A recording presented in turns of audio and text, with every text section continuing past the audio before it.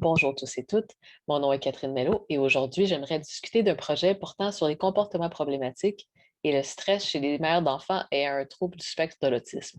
C'est un projet réalisé en collaboration avec plusieurs autres membres de l'équipe que vous allez rencontrer bientôt par l'entremise de diverses présentations, trop nombreux et nombreuses pour être énumérées ici.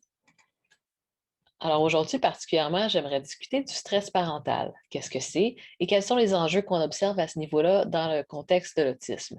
Je vais présenter une étude qui a ciblé le stress chez les mères en particulier. Et de là, d'après les résultats qu'on a obtenus, certains constats généraux et qu'est-ce que ça nous suggère comme piste d'intervention potentielle? Alors tout d'abord, qu'est-ce que c'est le stress parental? Lorsqu'on parle de stress de façon globale, on discute d'une réaction psychologique à une situation perçue par la personne. Le stress survient lorsque la personne perçoit qu'elle n'a pas les ressources suffisantes pour répondre à des demandes, c'est-à-dire des ressources qui pourraient être matérielles, psychologiques ou sociales pour faire face à la situation et ce que ça exige d'elle. Donc, dans le cas des parents, discute de ressources telles que les habiletés parentales, la présence de soutien social externe ou même les stratégies de coping du parent. Les demandes dans ce contexte-ci sont un stresseur potentiel externe, qui est par exemple le profil clinique de l'enfant ou d'autres situations qui surviennent, par exemple, en lien avec le trouble de l'enfant. La définition exacte du stress parental ne fait pas exactement consensus dans le domaine, car il semble s'agir d'un phénomène qui est complexe et multidimensionnel. Plusieurs chercheurs s'entendent pour dire qu'il y a à peu près trois dimensions distinctes de l'expérience du stress qui sont pertinentes et qui pourraient être mesurées de façon distincte chez les individus. On parle par exemple du stress lié au rôle parental. Ça semble être une source de stress et de détresse qui englobe par exemple le sentiment de compétence du parent, son auto-efficacité par rapport à ses propres habiletés parentales, de même que aussi le plaisir et la satisfaction éprouvés dans le rôle de parent et dans le cadre de la vie familiale. Alors ça, ce serait notre première dimension du stress parental. Par contre, il y a aussi du stress qui est éprouvé en lien aux interactions entre le parent et l'enfant et le niveau de satisfaction qu'ils ont lorsqu'ils interagissent ou jouent avec l'enfant. Et est-ce que ces interactions-là sont fluides, agréables? Et finalement, il y a du stress qui semble lié de façon plus distincte à l'enfant en soi, c'est-à-dire la perception qu'a le parent de cet enfant, de ses besoins.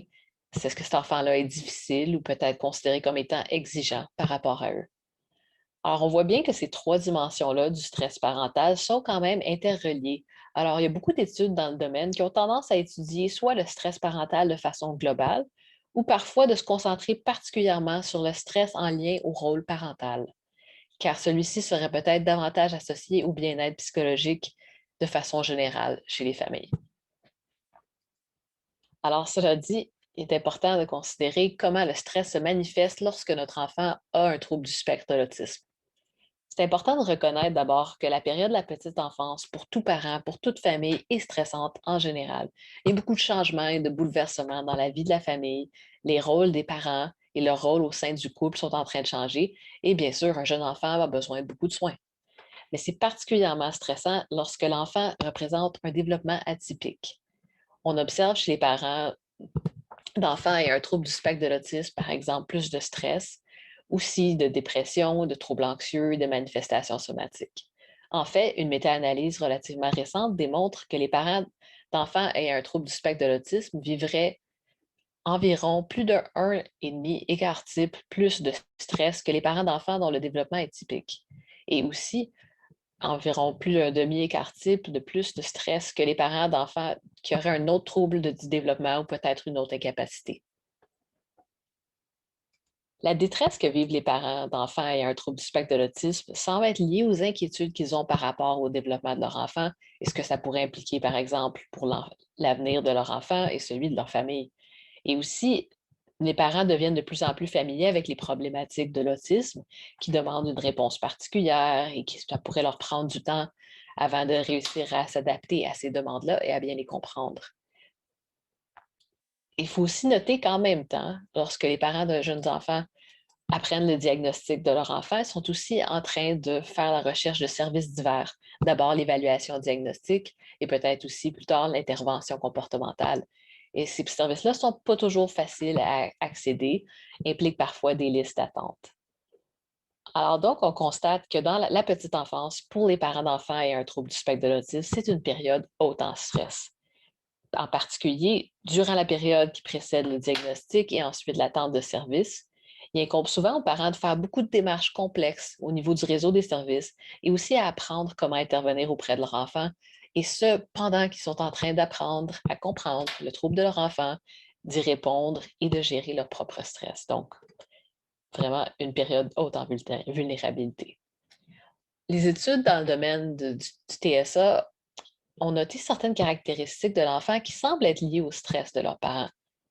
Par exemple, si on considère au niveau des demandes exercées par l'enfant par rapport à son profil clinique, qui justement sont perçus comme excédant les habiletés du parent, on note par exemple que les symptômes liés à l'autisme spécifiquement, en ce qui a trait par exemple à la communication sociale, sont en soi une source de stress pour les parents. Et la sévérité de ces symptômes-là semble étroitement liée à l'intensité du stress vécu par le parent. Par contre, c'est important de noter, comme on l'a vu dans l'introduction, que les comportements problématiques sont étroitement liés aux troubles du spectre de l'autisme et aussi souvent à la comorbidité avec, par exemple, la déficience intellectuelle et des déficits de comportement adaptatif. Ces difficultés-là aussi sont associées au stress parental, même chez les familles de jeunes qui n'ont pas le trouble du spectre de l'autisme. Donc, départager les contributions du stress à ce niveau-là est un exercice assez intéressant. Même si chacune de ces difficultés-là sont parfois liées au stress, le profil n'est pas toujours aussi net, surtout si on tient compte du fait qu'il y a d'autres facteurs comme l'âge de l'enfant ou différents profils de stresseurs, par exemple chez les mères que chez les pères. Donc, ce qu'on observe, c'est que les liens entre les caractéristiques de l'enfant et le stress parental, les résultats ne concordent pas toujours d'une étude à l'autre. Une des raisons pour ça, d'une part, ça pourrait être parce que la plupart des études ont tendance à traiter, comme je l'ai dit, du stress parental comme un construit unitaire. Alors, or qu'on sait qu'il y aurait une dimensionnalité à ce construit, peut-être trois dimensions distinctes du stress, ou peut-être à seulement considérer la détresse en lien au rôle de parent. Donc, ça pourrait expliquer un petit peu des contradictions qu'on observe. Puis d'autre part, c'est important de considérer qu'il ne s'agit pas d'un lien causal unidirectionnel, à savoir les caractéristiques de l'enfant en lien à l'autisme sont une cause ou une source de stress chez le parent. C'est certes le cas, mais les études longitudinales dans le domaine nous montrent que le stress du parent à un temps pourrait, par exemple, prédire les comportements problématiques de l'enfant dans le futur. Ceci nous dit que peut-être qu'il y a une interrelation entre le comportement de l'enfant, les réactions du parent et à son tour, les comportements que l'enfant produit en retour. Donc, pas si simple. En tout et pour tout, ce qu'on constate, c'est que durant la période de la petite enfance, particulièrement durant le temps qui précède et suit directement à l'annonce du diagnostic de l'enfant, les familles reçoivent typiquement assez peu de soutien. Ils reçoivent peu ou pas d'intervention directe sur les comportements et les symptômes de leur enfant, parce que ceux-ci sont normalement tributaires d'un diagnostic et sont souvent associés à une période d'attente. Par contre, on observe une émergence de programmes à faible coût et à faible intensité qui, pour pallier au manque d'intervention directe cette période, ces programmes-là tendent à vouloir outiller les parents à appliquer eux-mêmes, c'est-à-dire médier l'intervention, en appliquant l'intervention à la maison sur leur enfant. Par exemple, peut-être pour les préparer à plus tard une intervention comportementale précoce qui serait appliquée par un professionnel. Mais en même temps, la cible de ces interventions-là, on considère que ça reste l'enfant et les comportements de l'enfant, et que pendant ce temps-là, le parent reçoit peu ou pas de soutien direct, par exemple, à son adaptation psychologique. Or, on sait que le stress parental est associé notamment à la perception et la satisfaction de plusieurs composantes de la vie familiale de l'enfant et aussi la perception des services, et donc la façon dont le parent va réagir à ceux-ci. Et on sait aussi que le stress est associé à une plus faible efficacité des comportements parentaux en général, donc l'habilité à gérer l'enfant à la maison, et de même leur engagement dans les complexes démarches de service qu'ils pourraient effectuer. Donc, ce qu'on constate, c'est que si on cherche à soutenir l'adaptation psychologique des parents, ça pourrait aussi aider à soutenir le développement de l'enfant en renforçant les comportements efficaces du parent et leur engagement dans les services, par exemple. Dans l'optique justement d'informer des programmes qui pourraient aider à soutenir les parents et leur adaptation psychologique en petite enfance, nous avons étudié le stress parental particulièrement chez les mères de jeunes enfants ayant récemment reçu un diagnostic de l'autisme. Notre but était spécifiquement d'étudier les trois composantes du stress parental de façon distincte en lien à plusieurs caractéristiques de l'enfant pour essayer d'identifier des liens particuliers qui pourraient informer nos interventions. Le contexte particulier qui nous intéressait, c'est la période suivant le diagnostic, environ quelques mois, environ 5 mois, je crois, après le diagnostic, avant que ces familles-là aient reçu des services d'intervention précoce directs pour leur enfant, donc un temps d'attente qu'on sait est vulnérable. Alors, 157 DIAD mères-enfants ont participé à l'étude. Ils ont été recrutés par l'entremise de la clinique par laquelle ils avaient obtenu le diagnostic de trouble du spectre de l'autisme pour leur enfant. Donc, tous leurs enfants avaient obtenu le diagnostic d'autisme, mais on constate aussi qu'un tiers de l'échantillon présentait en même temps une déficience intellectuelle ou un retard global du développement et parfois quelques autres troubles.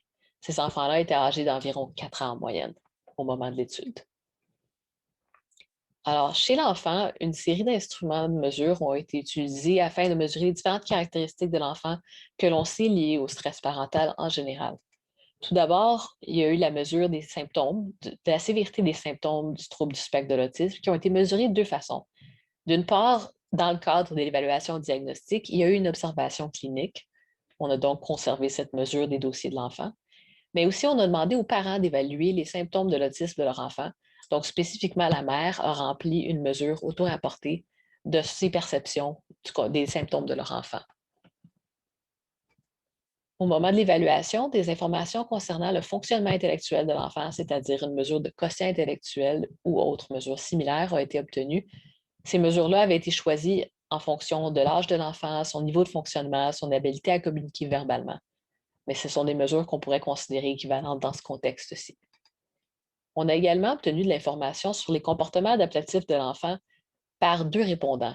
D'abord le parent, dans ce cas-ci la mère, ainsi que l'éducateur en garderie, car la majorité des enfants dans cette étude étaient en garderie, ont tous les deux complété la même mesure de comportement adaptatif de l'enfant. Et enfin, une mesure de le comportement problématique et de difficulté émotionnelle, qui est un peu différente pour le parent et chez l'éducateur de garderie, a été remplie. Et on a regardé spécifiquement les dimensions de comportement internalisées et externalisées qui sont mesurées par cette échelle. Plus particulièrement, les syndromes comportementaux internalisés mesurés par cette étude concernent la réactivité émotionnelle, des manifestations d'anxiété ou de dépression, des troubles somatiques et le retrait de l'enfant. Au niveau des comportements plus externalisés, il est question soit de difficultés attentionnelles ou de comportements agressifs observés chez l'enfant. Donc, dans ce cas-ci, le parent et l'éducateur ont également fait cette mesure. Chez le parent, on a aussi évalué le stress parental, bien sûr, en utilisant l'indice de stress parental, plus particulièrement la forme brève de celui-ci, qui est environ 36 questions. Exactement, 36 questions. Cette échelle a été choisie car elle mesure les dimensions de stress parental que j'ai mentionnées précédemment. Il y a une échelle qui s'appelle détresse parentale, une autre qui s'appelle interaction parent-enfant, et la dernière s'appelle simplement enfant difficile. Et ces échelles-là me réfèrent justement au stress en lien au rôle en tant que parent, à l'interaction avec l'enfant et aux caractéristiques et besoins de l'enfant spécifiquement.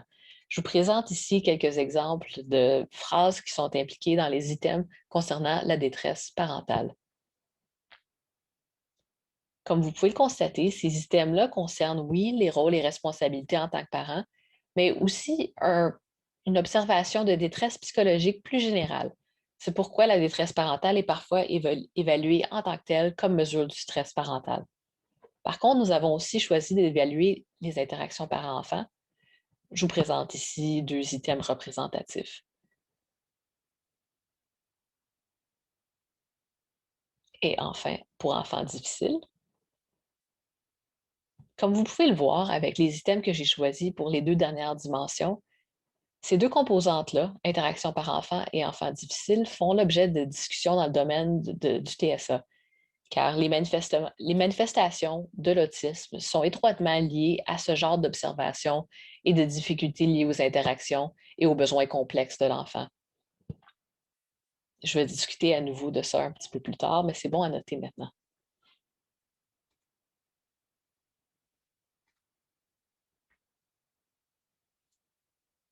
Alors, donc, les mesures de caractéristiques de l'enfant chez plusieurs répondants ont été complétées, de même que les mesures de stress parental chez les mères. Voici quelques observations générales. Tout d'abord, si on considère la proportion des mères qui ont répondu à la mesure de stress parental qui atteignait ou excédait le seuil clinique pour chacun de ces mesures, on voit qu'une proportion importante d'elles éprouvent des niveaux élevés de stress. C'est un constat qui est cohérent avec la littérature dans le domaine. Cependant, lorsqu'on interprète le seuil clinique en lien aux interactions et aux caractéristiques de l'enfant, je tiens à noter que dans le cas de l'autisme, ces observations-là et la réponse à ces systèmes-là sont liées à une perception qui est peut-être juste des troubles de comportement ou autres symptômes de leur enfant. Cela dit, ça représente quand même une source de stress pour le parent. On note aussi un niveau élevé de comportements problématiques divers qui dépassaient le seuil clinique chez les enfants, tant selon les évaluations qui ont été complétées par les mères que par les éducateurs. Il faudrait noter par contre qu'on sait qu'il y a un lien entre le stress éprouvé par les parents et leur perception de l'enfant, qui peuvent être, lorsque stressés, un peu plus pessimistes ou négatifs. Cependant, il est surprenant de noter que même dans un contexte de haut stress chez les mères, les éducateurs rapportent davantage de troubles de comportement que les mères. Les éducateurs vivent peut-être aussi du stress. Mais dans tous les cas, il y a un lien entre les comportements problématiques rapportés par les mères et par les éducateurs qui suggère que leurs observations concordent et que dans les deux cas, les problèmes de comportement liés, qu'on dit internalisés, semblent plus fréquents que les comportements externalisés chez les enfants. On a fait des analyses préliminaires de liens entre les différentes caractéristiques des profils de l'enfant et tel qu'attendu, il y a des liens étroits entre ces différentes caractéristiques-là pour former un profil clinique complexe. En particulier, on note que les comportements adaptatifs, évalués par la mère, mais aussi par l'éducateur, étaient bien sûr liés au fonctionnement intellectuel. Mais on observe aussi un lien inverse entre les comportements adaptatifs de l'enfant et la sévérité de leurs symptômes, mesurés autant en observation clinique que par le rapport de la mère, et aussi les comportements adaptatifs étaient liés aux comportements problématiques. Donc, c'est vraiment un profil interrelié de difficultés, de force et de faiblesse dans ce cas-ci. Et on note aussi que les symptômes d'autisme tels que rapportés par la mère sont corrélés aux comportements problématiques observés tant par la mère elle-même que par l'éducateur en garderie. Donc, ce que vous voyez, c'est qu'il est important d'utiliser une approche analytique qui va permettre de départager la contribution statistique de ces différentes caractéristiques-là de l'enfant qu'on sait sont interreliées afin de mieux comprendre comment chacune de ces caractéristiques-là pourrait être liée au niveau de stress des parents. C'est donc ce qu'on a fait par la suite, par une série d'analyses par régression hiérarchique pour examiner le rôle de chacune des caractéristiques de l'enfant en lien aux dimensions de stress. Alors, tout d'abord, au niveau de la détresse parentale, je vous montre ici des coefficients de régression standardisés, bêta. Alors, pour la détresse parentale, dans un premier temps, les comportements adaptatifs et les symptômes TSA de l'enfant semblaient être prédictifs du stress lorsqu'on les examine en isolation. Par contre, lorsqu'on tient compte des difficultés émotionnelles de l'enfant, donc une forme de comportement problématique, on constate que ces comportements adaptatifs-là et les symptômes ne sont plus une source de stress en soi. Par contre, les difficultés émotionnelles le sont, tant chez la mère que chez l'éducateur. Par contre, le lien pourrait être inverse. Et aussi, les comportements agressifs de façon indépendante des difficultés émotionnelles semblent être associés à des niveaux plus élevés de stress lorsqu'ils sont rapportés par l'éducateur. Au niveau des interactions parents-enfants, on note que les comportements adaptatifs sont inversement liés au stress des parents. Donc, plus l'enfant démontre des comportements adaptatifs tels que le juge la mère, moins la mère éprouve de stress au niveau des interactions. Ici, par contre, on voit que les symptômes, la sévérité de ces symptômes-là est associée de façon positive au stress. Donc, symptômes plus sévères, plus de stress au niveau des interactions avec l'enfant. Les difficultés émotionnelles, telles que rapportées par l'éducateur, par contre, étaient inversement liées au stress de la mère.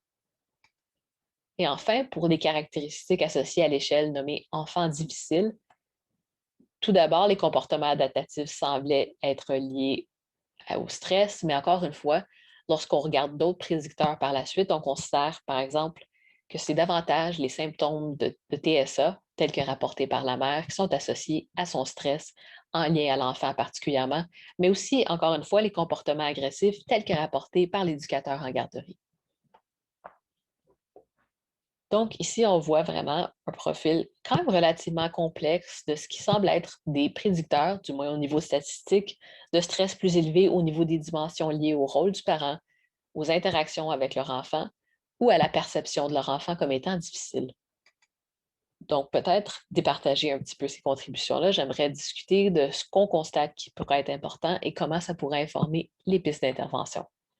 Alors, tout d'abord, si on cible la détresse parentale en particulier, on fait un constat qui est en lien avec la littérature dans le domaine, c'est-à-dire si on tient compte des comportements problématiques de l'enfant, qui sont en fait souvent associés aux symptômes de l'autisme, ces derniers sont en fait peu liés à la détresse parentale. Ça serait davantage les difficultés émotionnelles et l'agressivité de l'enfant qui seraient une source de détresse chez le parent. Donc, à se rappeler que la détresse parentale, ça englobe une perception de ses propres habiletés en tant que parent, de sa satisfaction dans le rôle de parent et dans la vie familiale, par exemple. On sait par contre que la détresse parentale, telle qu'éprouvée par nos participants à notre étude, peut diminuer leur sentiment d'auto-efficacité et leur efficacité dans leur propre pratique parentale et aussi, de façon indirecte, exacerber les comportements problématiques qui sont présents chez leur enfant à long terme. Donc, une cible importante d'intervention ici. Nous pensons qu'il serait alors important d'outiller les parents à intervenir sur les difficultés de type émotionnel et aussi les comportements problématiques à la maison lorsqu'ils sont en attente de service. Des approches du type Positive Behavior Support qui enseignent aux parents des stratégies d'analyse appliquées du comportement qu'ils peuvent appliquer à la maison pourraient être vraiment utiles pour les aider à prévenir et à intervenir sur les comportements problématiques de leur enfant avant que ceux-ci deviennent plus sérieux et cristallisés et une source de stress encore plus intense. Par contre, on note aussi que ça serait peut-être important que ce type de programme, qui serve davantage à enseigner des habiletés parentales d'intervention, ait aussi une composante psychoéducationnelle qui pourrait aider le parent à développer des attitudes plus positives par rapport à ses capacités d'intervention et à développer un sentiment d'auto-efficacité et de compétence par rapport à son nouveau rôle en tant que parent d'un enfant ayant un trouble du spectre de l'autisme. Au niveau des interactions parent-enfant, c'est important de noter que les attentes que le parent a d'une certaine réciprocité du regard, par exemple, les sourires, le jeu, cette mesure de stress parental saisit la réaction du parent lorsque cette communication sociale-là n'est pas exactement là. Donc, on voit une insatisfaction des mères par rapport aux échanges qu'elles ont avec leur enfant qui serait surtout associée, selon nos analyses, à la sévérité des symptômes du spectre de l'autisme de l'enfant. On notait aussi, par contre, des liens avec les comportements adaptatifs et avec les difficultés émotionnelles. Ceci nous dit que les difficultés au niveau de la communication sociale sont donc un enjeu important au niveau de la relation parent-enfant telle qu'éprouvée par les mères à ce stade-là du développement de leur enfant. Oui, d'une part, les interventions comportementales précoces qui sont prodiguées aux familles vont éventuellement aider à intervenir au niveau des symptômes et de la communication sociale. Par contre, étant donné les listes d'attente, ça serait aussi important d'avoir des interventions semblables sur les symptômes et la communication sociale qui pourraient être appliquées par le parent, comme le Early Start Denver Model, par exemple. Il serait aussi utile, par contre, et certaines études montrent que ça pourrait être utile, d'incorporer des programmes ou des interventions qui soutiennent directement les habiletés d'interaction, de communication sociale du parent. Comment susciter plus d'interactivité à la maison et avec les autres membres de la famille, par exemple.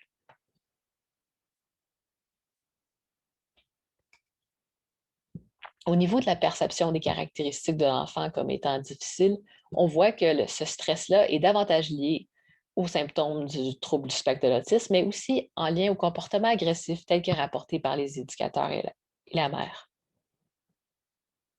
Ceci nous dit encore une fois qu'il est important d'outiller les parents, mais aussi peut-être les éducateurs, à appliquer des interventions comportementales qui ciblent directement les comportements problématiques, donc agir sur la source potentielle du stress. Par contre, encore une fois, c'est important de noter que comme pour les interactions parents-enfants, ces caractéristiques-là de l'enfant sont en lien au syndrome de l'autisme et donc risquent de ne pas changer immédiatement et d'une certaine façon font partie de la problématique de leur enfant.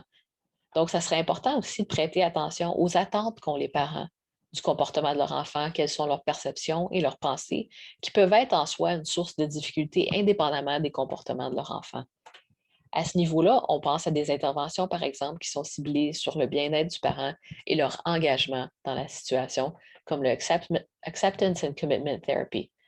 Il serait aussi important, particulièrement parce que les parents qui éprouvent ces perceptions souvent difficiles, puis ces réactions-là négatives par rapport à leur enfant et leur capacité d'intervention, pourraient être isolés dans ce vécu-là. Ça serait bien de profiter de cette opportunité pour jumeler ce type d'intervention qui cible le bien-être à des opportunités de soutien social, par exemple, avec d'autres parents qui vivent des situations similaires. Donc, ce qu'on constate dans l'ensemble de ces observations-là au niveau des 3 dimensions du stress psychologique, c'est que globalement, les comportements problématiques sont un enjeu important pour les mères d'un enfant ayant un trouble du spectre de l'autisme. De même aussi qu'à un autre niveau, les difficultés de communication sociale de l'enfant. Donc, en tenant compte de ces sources potentielles de stress-là, c'est important de penser à des interventions qui ciblent directement le développement de l'enfant et à le faciliter, mais aussi la gestion de comportements problématiques. Par contre, comme plusieurs de ces interventions demandent une implication importante du parent, soit pour participer à l'intervention ou même la prodiguer eux-mêmes, c'est important de tenir compte du fait que leur adaptation psychologique va être très importante pour l'efficacité de leur comportement dans ce domaine. Et de même, lorsqu'on pense à des interventions qui ciblent directement le bien-être et les habiletés d'intervention du parent, on doit aussi tenir compte du contexte dans lequel cette adaptation-là se manifeste, à savoir les comportements de l'enfant qu'ils perçoivent auxquels ils réagissent et aussi que les éducateurs en garderie leur apportent. Donc, en tout et pour tout, il faut penser à une approche complète et multifacette qui cible à la fois l'enfant et le parent, idéalement en tandem, et le temps que possible, ça serait une série d'interventions compréhensives qui devraient avoir lieu aussitôt que possible. Idéalement dès le diagnostic, si même avant, alors que les parents commencent à observer les difficultés chez leur enfant et à éprouver du stress en lien à leur démarche de service, par exemple. Par contre, alors que je parle des interventions pour soutenir les familles, c'est important de noter que dans cette étude, on s'est concentré particulièrement sur le stress des mères. Or, la famille est un système, et un système complexe, et chacun de ses membres dans cette situation-là éprouve du stress. Alors, il serait particulièrement intéressant de considérer le stress des autres membres de la famille, tels que les pères, en lien par exemple au stress des mères qui sont souvent plus impliquées directement dans leur intervention auprès de l'enfant, mais aussi le stress éprouvé par la fratrie qui vit aussi des conséquences de comportements problématiques d'un enfant ayant un trouble du spectre de l'autisme. Alors sur ce, je crois que certains membres de mon équipe en auront davantage à vous dire. Alors, à bientôt.